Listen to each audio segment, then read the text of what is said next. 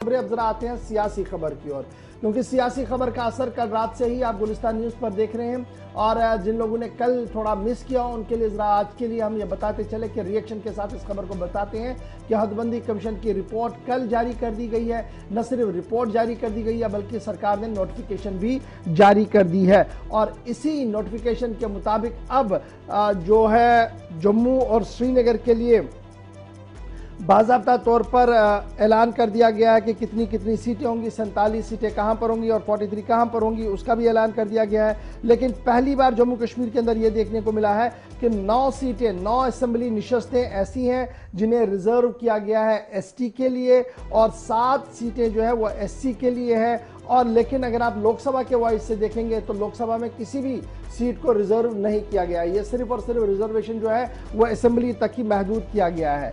और कल जब इस डिलिमिटेशन कमीशन को और खंगाला गया तो पता लगा कि 2 और रिकमेंडेशन सरकार को गई है। एक ये कि जो कश्मीरी पंडित हैं उन्हें नॉमिनेशन पर 2 सीटें दी जाएं और जो पीओजे के रिफ्यूजीज हैं उनको भी रिप्रेजेंटेशन यहां पर दी जाए नॉमिनेशन पर। तो ये भी एक रिकमेंडेशन जो है वो चली गई। लेकिन इस बीच बड़ा बयान, जब यह रिपोर्ट जारी किया गया तो सबकी नजरें इलेक्शन कमीशन पर थी। तो सबसे बड़ा बयान जो है वो सुशील चंद्रा साहब की तरफ से जारी किया गया, जिसमें उन्होंने कहा कि जम्मू कश्मीर के अंदर इंतखाबात करवाना, इंतखाबात के हवाले से तैयारियों का जायजा लेने के लिए आने वाले दिनों में सियासी जमातों के साथ मशावरत होगी। सुशील चंद्रा जो चीफ इलेक्शन कमिश्नर हैं उन्होंने कहा कि डिसीजन जब जम्मू कश्मीर असेंबली चुनाव का होगा उससे पहले बहुत ज़्यादा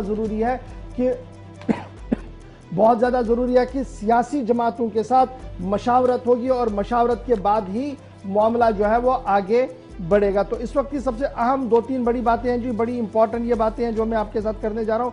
एक ये कि चुनाव के हवाले से बिगुल ऑलमोस्ट बच गया है, क्योंकि आपको याद होगा कि पार्लियामेंट के अंदर, लोकसभा के अंदर किस तरीके से डिलिमिटेशन कमीशन के बाद चुनाव कराने की बात को वजीर आजम साहब ने और फिर दाखिला वजीर ने कहा था। और कल जब सुशील चंद्रा साहब का बयान आया है तो ये बयान भी इसकी अक्कासी कर रहा है कि अब वोटर फहरिस्तों पर नजरसानी होगी और उसके साथ साथ इलेक्शन कमीशन जो है वो मुख्तलिफ सियासी जमातों के साथ मशावरत और मीटिंग करेगा, जिसके बाद अब यहां पर चुनावी बिगुल बज सकता है। लेकिन इस बीच रात देर गए से ही सियासी जमातों का रद्द-ए-अमल भी आना शुरू हो गया है। और सबसे पहले याद रखिएगा जो रद्द-ए-अमल सामने आया है वो नेशनल कॉन्फ्रेंस का आया, वो पीपल्स डेमोक्रेटिक पार्टी का आया, वो कांग्रेस का आया है, वो सीपीआईएम का आया है, जिन्होंने आउटराइटली इस पूरे कमीशन की कारकर्दगी पर सवालिया निशान लगाते हुए कहा कि कमीशन की कारकर्दगी पर वो खुश नहीं है और लोगों के जज्बात, एहसासात और बुनियादी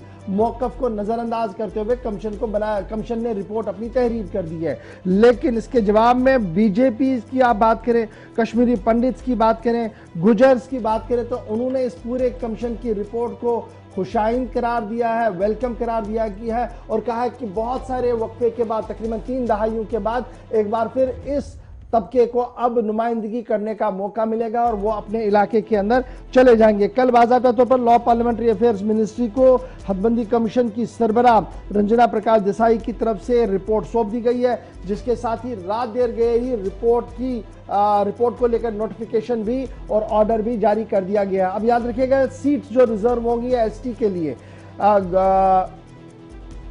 एक तो रियासी डिस्ट्रिक्ट के अंदर गुल गुलाबगढ़, इसको एसटी के अंदर रिजर्व कर दिया गया है। रजौरी के अंदर बुद्धल और थन्ना मंडी सीट रजौरी डिस्ट्रिक्ट के अंदर होगी जी। सरनकोट और मेंढर पुंछ डिस्ट्रिक्ट के अंदर एसटी सीट होगी, ये सारे जम्मू रीजन के अंदर होगी। फिर जब आप गुरेज की ओर आएंगे तो गुरेज बांडीपोरा डिस्ट्रिक्ट का इलाका है, इसको एसटी करार दिया गया है। गांदरबल के अंदर कंगन को एसटी का दर्जा दे दिया गया है, तो यहाँ पर भी जो है वो एसटी इसको कर दिया गया है। कोकरनाग के अंदर अनंतनाग जो कोकरनाग का इलाका है वहां उसको भी एसटी के जुमरे में ला दिया गया। तो ये जम्मू के अंदर जो सीटें वो मैंने आपको बता दी और कश्मीर के अंदर जो इन सीटों को एसटी बना दिया गया है।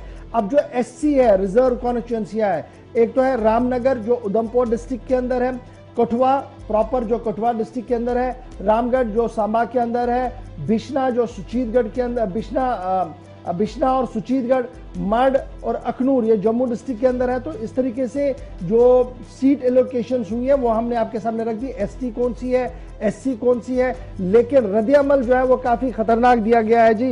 महबूबा मुफ्ती की तरफ से इससे ये कहा गया है कि ये डिसएम्पावर करने की बात है जी। ये अवाम, ये दरअसल लोगों को डिसएम्पावर किया गया है और जोग्राफियाई तनासुब को और फिर जो इलाकाई तनासुब है उसको ध्यान में रखते हुए न रखते हुए कमीशन ने सीधे से डिक्टेशन लिया है जी बीजेपी का। ये बराह रास्त इल्जाम कमीशन पर लगाया रंजना प्रकाश देसाई, जिन्होंने कल अपनी रिपोर्ट मरकज को सौंप दी है। अब इल्जामात के कटोरे में भी है और कई संगीन इल्जाम चाहे नेशनल कॉन्फ्रेंस की तरफ से हो, पीपल्स डेमोक्रेटिक पार्टी की तरफ से हो, कांग्रेस की तरफ से हो, लगाए गए हैं। इधर माना जा रहा है कि सजाद गनी लोन भी इस पूरे मिशन के काम से नाखुश है और साथ साथ जम्मू कश्मीर अपनी पार्टी के भी कई लीडरों का स्ट्रॉन्ग रिएक्शन सामने आया है, जिसमें कहा गया है कि लोगों की एस्पिरेशंस को नजरअंदाज किया गया है। इसके मुकाबले में जम्मू में कदरे कहीं पर खुशी और कहीं पर गम भी है, क्योंकि कई कद्दावर चेहरे जो आज तक बड़े बड़ी असेंबली कॉन्स्टिट्यूएंसीज की रिप्रेजेंटेशन कर रहे थे, एससी एसटी के कैटेगरी में जाने के बाद शायद उनकी सियासत का भी अलविदा हो गया है। वो भी एक बड़ी परेशानी। और अब यह रिपोर्ट आने के बाद सियासी जमातों के अंदर भी सलाह मशवरा जारी है कि किसको कहां से कैसे उठाना पड़ेगा, क्योंकि बहुत जल्द जम्मू कश्मीर के अंदर इंतखाबात अब हो सकते हैं, क्योंकि पहला मरहला तकमील हो गया है। इधर दिल्ली से जो जराया हमें बता रहे हैं, उनका मानना है कि अभी आने वाले दिनों में अमरनाथ यात्रा और अमरनाथ यात्रा को लेकर डिप्लॉयमेंट फौज पुलिस की करनी है, नीम फौजी टुकड़ियों की करनी है, उसके साथ साथ ही मजीद दस्तों की भी तैनाती होगी और साल के आखिर तक अगर सब बेहतर रहा तो चुनावी बिगुल भी बजाया जा सकता है। ये पहली रियासत है, जम्मू कश्मीर पहली रियासत है मुल्क के अंदर जहां पर 2018 के बाद कोई भी अवामी हुकूमत आज के दिन में नहीं है। 2018 में लास्ट हुकूमत हमारी थी, 19 में बाइफर्केशन ऑफ द स्टेट हुआ, 20, 21 और 22 भी चला, 22 में आज हम हैं और अभी तक भी जम्मू कश्मीर के अंदर कोई अवामी हुकूमत नहीं है। और पूरे मुल्क के अंदर वाहिद ऐसी रियासत जो बार बार प्रेसिडेंट रूल के अंदर चली गई है, जो बार बार गवर्नर रूल में चली गई है और जहां पर अवामी हुकूमतों को बर्खास्त किया गया है या जहां पर अवामी हुकूमतें गिरी हैं। तो सबसे ज्यादा आपको खेल इसी छोटे से शहर के अंदर और छोटी सी रियासत के अंदर दिखेगा। लेकिन फिलहाल अब सबकी नजरें इलेक्शन कमीशन पर है कि कब वो दूसरा पड़ाव अपना शुरू करेगा, जहां पर वो सियासी जमातों के साथ सलाह मशवरा शुरू करेगा।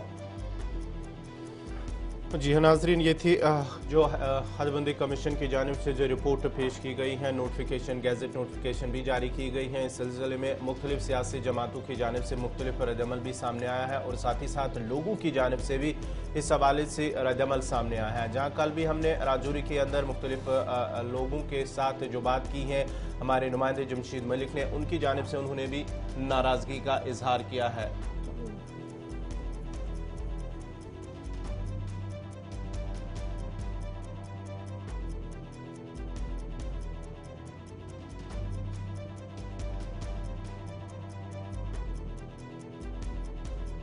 भारतीय जनता पार्टी ने इस रिपोर्ट का खैर मकदम किया और साथ ही साथ इस पैनल का भी शुक्रिया अदा किया है। वहीं पर नेशनल कॉन्फ्रेंस ने इस रिपोर्ट को मुस्तरद करते हुए कहा कि अब आने वाले असेंबली इंतखाबात जब भी जम्मू कश्मीर में होंगे, अब भारतीय जनता पार्टियां, इसके जो दूसरी जमातें इसके साथ जो है, उन्हें करारा जवाब मिलेगा अवाम की जानिब से। ये नेशनल कॉन्फ्रेंस की जानिब से कहा गया है।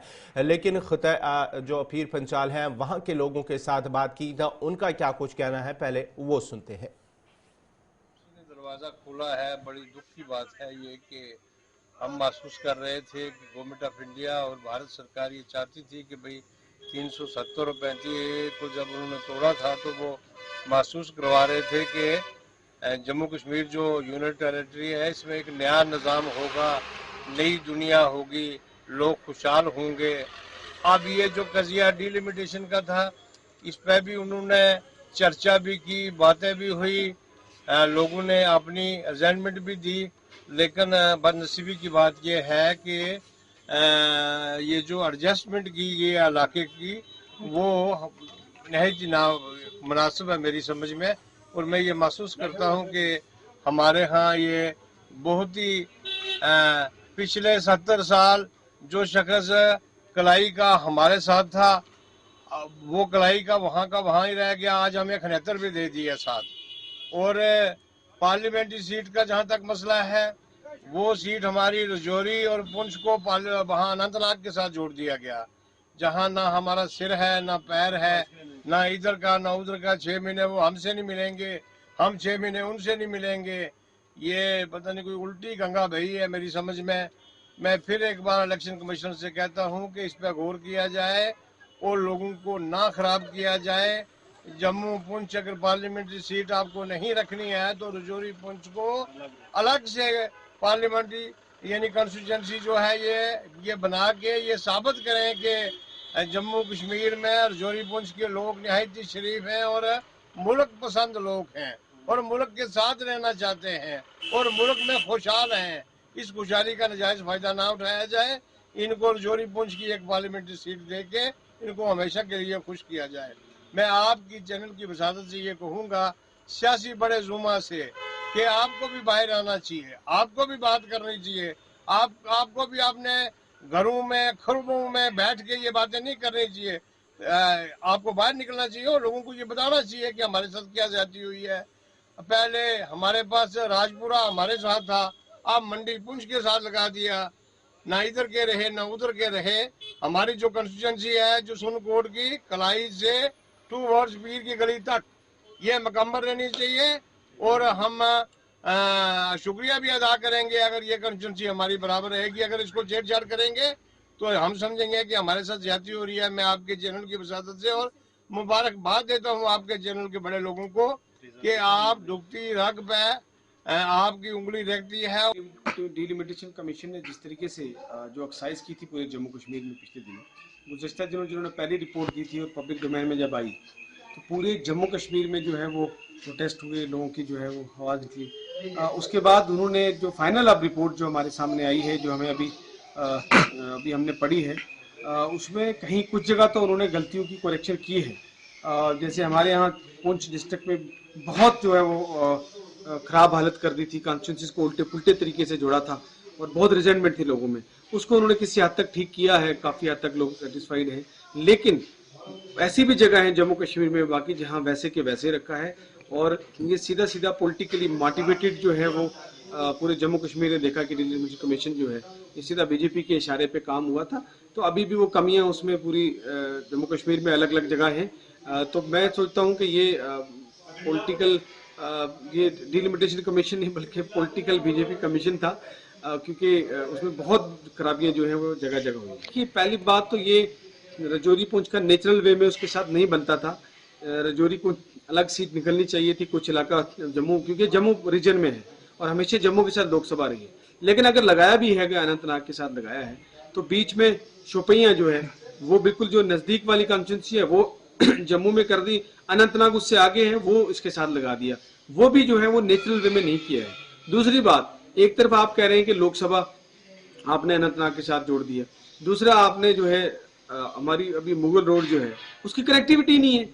जब फेयर वेदर जब हो गया, जब रोड साफ ही होगी, तब भी आप जाने नहीं दे रहे, इतनी मुश्किल से तो हमने चिल्ला चिल्ला के प्रोटेस्ट करके जो है वो रोड खुलवाई है, मुगल रोड। अब आप एक तरफ हमें रास्ता भी बंद करना चाहते हैं, आप रोडना भी नहीं चाहते। पार्लियामेंट्री कॉन्स्टिट्यूंसी तो इनकी मुझे जो है इनकी जो समझ है, सोच है, उस पर बड़ा सवालिया निशान है। मैं तो यही कहूंगा कि डिलिमिटेशन कमीशन को पूरे जम्मू कश्मीर में जगह जगह जाना चाहिए था, हर जिला में, हर तहसील में। वहाँ के जो इलेक्टेड PRIs हैं, जो इलेक्टेड रिप्रेजेंटेटिव्स हैं, उसके अलावा जो सारी पॉलिटिकल पार्टीज के लोग हैं, बल्कि वो जो समाजी लोग हैं, उनसे बैठ के बात करके उसके बाद जो है वो डिलिमिटेशन कमीशन की रिपोर्ट तैयार करनी चाहिए थी। डिलिमिटेशन कमीशन की जो रिपोर्ट तैयार हुई है वो जम्मू और श्रीनगर के बंद कमरों में हुई है और सीधा सीधा जो है जिस तरीके से एक वीडियो भी बीच में बीजेपी के किसी नेता की जारी हुई, उनमें साफ जाहिर हुआ कि बीजेपी के इशारे पे जो डिलिमिटेशन कमीशन ने जो कमीशन तैयार की। सबसे पहले आपके चैनल का धन्यवाद करता हूँ कि हिंदुस्तान के जितने चैनल्स भी हैं, कोई भी किसी की बात सुन के राजी नहीं, करके राजी नहीं, वक्त की बात करता है और आप फिर भी हर बात को पब्लिक से लेकर आगे करते हो। धन्यवाद आपका, आपके चैनल का। बात रही डिलिमिटेशन की, सबसे पहले मैं वक्ती हुकूमत को अर्ज करूँगा कि ये बंद कमरे में बैठ के फैसले किए गए हैं। कोई किसी ने सर्वे नहीं किया, किसी को तहसील नहीं देखी, किसी ने डिस्ट्रिक्ट नहीं देखी, किसी ने नाप पॉपुलेशन नहीं देखी, किसी ने इलाका नहीं देखा। तो जिसकी लाठी उसकी भैंस। कहा जाता है कि किसी जमाने में महाराजा तुगलक हुए थे, वो अपने मन मर्जी के फैसले करके लोगों को फंसाते थे, वही तुगलकी राज आज साबित हो गया है। बाकी रही बात कि जो आपने भैंस के सींग गिद्दड़ के सींग हाथी को लगा दिए हैं, इसका कोई सिस्टम ही समझ नहीं आ रहा। सुरनकोट को श्रीनगर से जोड़ने का क्या सिस्टम है, क्या अनंतनाग और सुरनकोट का कौन सा रास्ता मिलता है? बाई एयर भी जाएंगे तो रास्ते में जम्मू से होकर जाना पड़ेगा, कोई दूसरा रास्ता नहीं है। धन है वो कमीशन जिन्होंने इतना बड़ा फैसला किया है, हम इसको रिजेक्ट करते हैं, इसको नहीं मानते हैं। अगर हम पर ठोसा जाएगा तो वक्ती गवर्नमेंट अपनी जिम्मेवार होगी, तो मैं इससे बाइकाट करता हूँ। चलिए जी, अवाम की राय आपके सामने है जी। मुख्तलिफ तरह से कहा जा रहा है कि जो पार्लियामेंट्री कॉन्स्टिट्यूंसियाँ जोड़ी गई, ये कैसे जोड़ी गई हैं, और अभी भी कुछ इलाकों को ऊपर नीचे किया गया, उस पर भी काफ़ी सवाल कश्मीर के अंदर भी है, जम्मू के अंदर। फिलहाल वक्त हो गया।